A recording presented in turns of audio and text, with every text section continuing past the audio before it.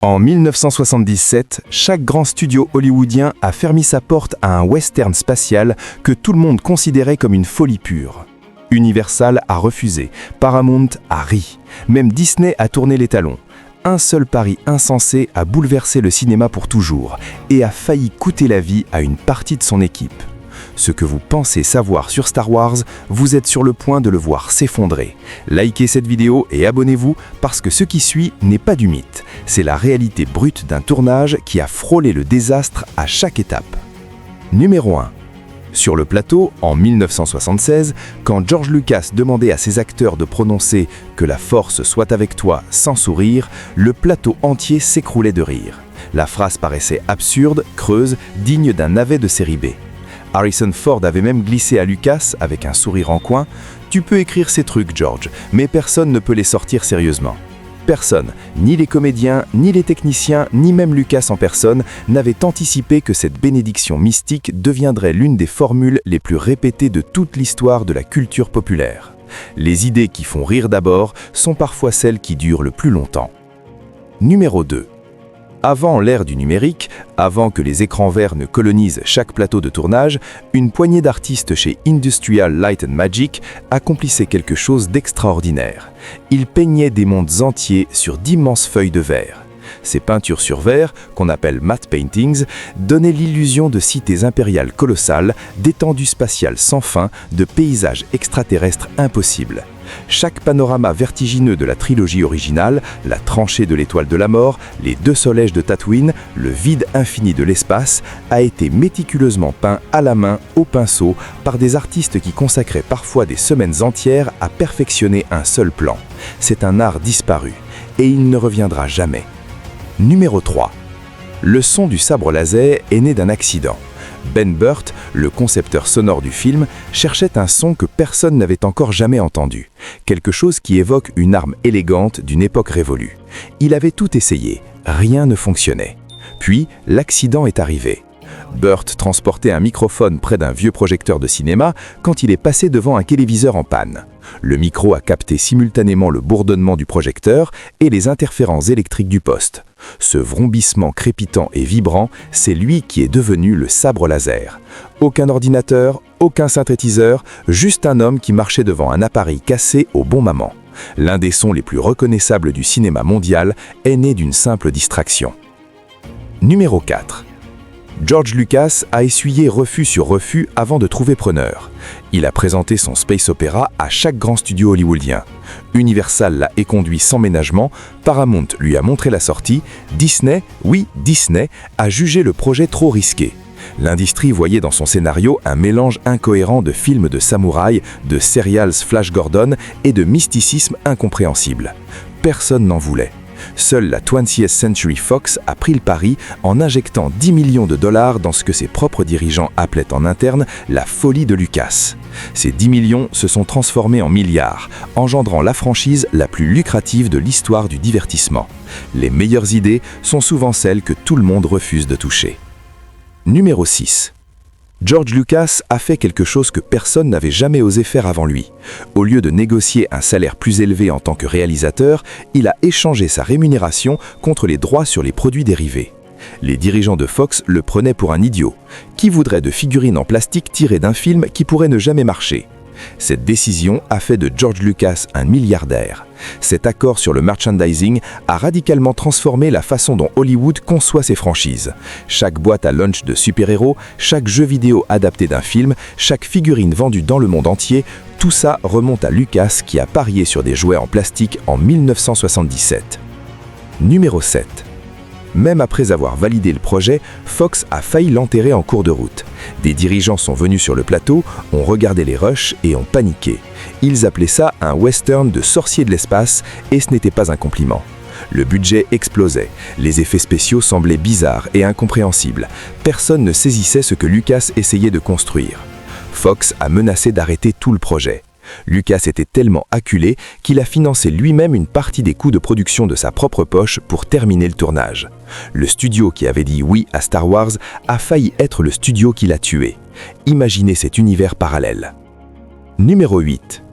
La célèbre cantina de Mos Eisley, là où Anne a tiré le premier, où des musiciens aliens improvisent, où toute la pègre de la galaxie se retrouve, a été filmée au studio Elstree en Angleterre dans des conditions de course contre la montre. La législation britannique du travail interdisait de tourner après minuit sous peine d'amende colossale. Ces scènes mythiques ont été tournées dans une frénésie totale. Les costumes des aliens, la chorégraphie, les repères musicaux, tout compressé dans des fenêtres de tournage réduites. L'équipe regardait l'horloge tourner tout en essayant de capturer l'un des décors les plus mémorables de la science-fiction. La pression des délais peut parfois engendrer de la magie. Numéro 9. Peter Mayhew mesurait 2,21 m. Dans son costume de Wookiee complet, en train de tourner dans les forêts de séquoia de Californie, il était trop convaincant. Des chasseurs locaux ont aperçu ce qu'ils ont pris pour un ours gigantesque errant dans les bois. Ils ont saisi leurs fusils. L'équipe de production a dû réagir en urgence, assignant des gardes portant des gilets réfléchissants brillants pour suivre Mayhew partout et éviter qu'il ne devienne la première victime Wookiee de l'histoire du cinéma. Imaginez simplement la déclaration d'assurance. L'un de nos acteurs a été confondu pour un animal sauvage et abattu pendant le tournage. Par chance, cela n'est jamais arrivé. Numéro 10. Anthony Daniels a donné vie à C3PO, et ça a failli l'achever. Le costume doré du droïde protocolaire pesait 20 kg et ne disposait d'aucune ventilation. Daniels tournait sous une chaleur écrasante, perdant environ 2 kg d'eau par jour rien que par la sueur. Il était à 2 doigts de s'évanouir quotidiennement. Il ne pouvait pas s'asseoir entre les prises. Boire de l'eau relevait du défi logistique. Chaque scène avec C3PO représente une séquence de torture personnelle endurée par un homme au nom de l'art. Cette démarche saccadée si caractéristique, en partie parce que le costume lui permettait à peine de marcher normalement. La prochaine fois que vous regardez Star Wars, rappelez-vous qu'il y a un homme en train de se déshydrater lentement à l'intérieur d'un four doré. Numéro 10. Les scènes iconiques de Tatooine ont été tournées en Tunisie, en Afrique du Nord, sous des températures atteignant 54 degrés Celsius. Les équipements fondaient. Des tempêtes de sable détruisaient les décors. L'équipe combattait la déshydratation, l'épuisement thermique et un danger physique réel. Tout devait être reconstruit à la main, plusieurs fois, dans des conditions qui auraient dû arrêter la production depuis longtemps. Mais ils ont tenu. Et ce sentiment d'aridité désespérée qui définit la planète natale de Luke Skywalker, il est authentique. Ces scènes sont inoubliables parce qu'elles étaient véritablement misérables à tourner. Numéro 11. Pendant le tournage des séquences sur l'Étoile de la Mort au studio Elstree, un court-circuit électrique a déclenché un vrai incendie. Les flammes ont dévoré l'un des immenses murs du décor. La fumée a envahi le plateau. L'équipe a évacué. Mais quand George Lucas a visionné les images, la fumée réelle, le chaos authentique, le danger concret, il a pris une décision qui dit tout sur son instinct de cinéaste. Conserver les images dans le film. Cette fumée et ces flammes que vous apercevez dans certaines scènes de l'Étoile de la Mort, c'est un vrai accident capturé sur pellicule et transformé en or cinématographique. Les catastrophes font parfois de meilleurs effets spéciaux que n'importe quelle planification.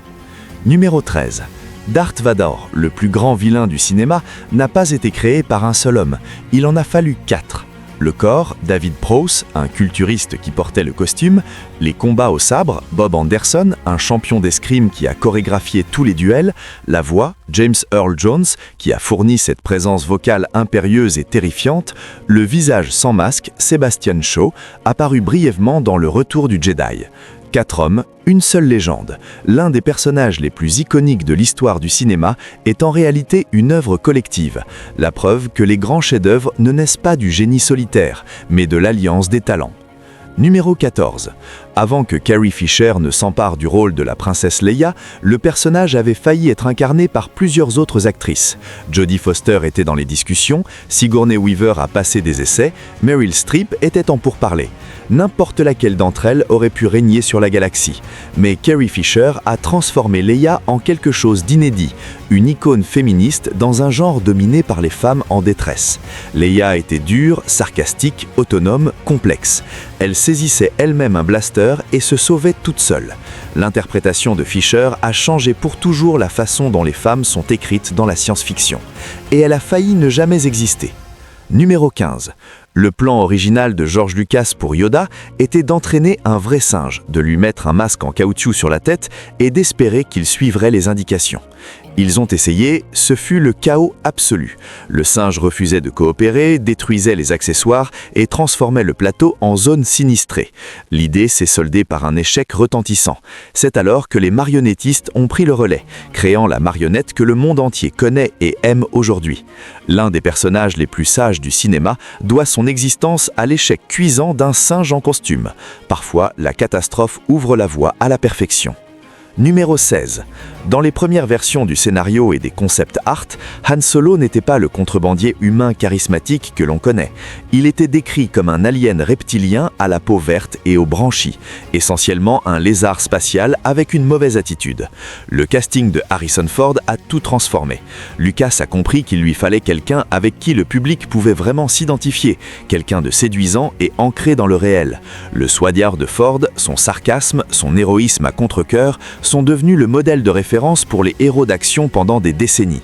Essayez d'imaginer Star Wars avec un Han Solo vert alien. C'est presque impossible. Numéro 17. Dans les premières versions du script de George Lucas, le héros s'appelait Luke Starkiller.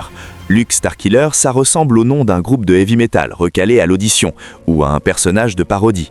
Le nom a été changé juste avant le début du tournage, pour des raisons qui sautent aux yeux. Starkiller évoque un antagoniste, quelqu'un d'instable, de dangereux. Skywalker évoque l'espoir, l'aspiration, la lumière. Un seul mot remplacé, et c'est toute la charge émotionnelle de la franchise qui bascule. Les mots ont un poids qu'on sous-estime presque toujours. Numéro 18. Lors de sa sortie en mai 1977, Star Wars a connu une distribution en salle catastrophique. La majorité des chaînes de cinéma refusaient de le programmer. Le concept paraissait ridicule, la campagne marketing semblait incompréhensible. Personne ne voulait miser sur des sorciers de l'espace. Seules 50 salles ont accepté de le projeter lors du week-end de sortie. 50. C'est à peine une sortie régionale selon les standards actuels. Et puis, quelque chose d'incroyable s'est produit. Le bouche à oreille explosa. Des files d'attente s'enroulaient autour des bâtiments. Les salles qui avaient refusé le film suppliaient désormais pour obtenir des copies. Star Wars est devenu un phénomène culturel planétaire en prouvant que tout le monde avait tort, une salle comble après l'autre. Numéro 19. Sir Alec Guinness, l'un des acteurs les plus respectés de sa génération, avait publiquement qualifié le scénario de Star Wars de Camelot pour enfants. Il trouvait les dialogues déplorables, le propos absurde et le projet indigne de lui. Et pourtant, son incarnation d'Obi-Wan Kenobi est devenue l'âme morale du film. Sa gravité, sa dignité, sa chaleur ont élevé chaque scène à laquelle il participait. Il a prêté sa légitimité à un film qu'il méprisait intérieurement. C'est un rappel puissant que les artistes ne mesurent pas toujours l'impact de ce qu'ils créent au moment même où ils le créaient. Numéro 20. Vous souvenez-vous du gigantesque Sandcrawler qui collecte les droïdes sur Tatooine, cet énorme véhicule chenillé qui ressemble à une forteresse mobile?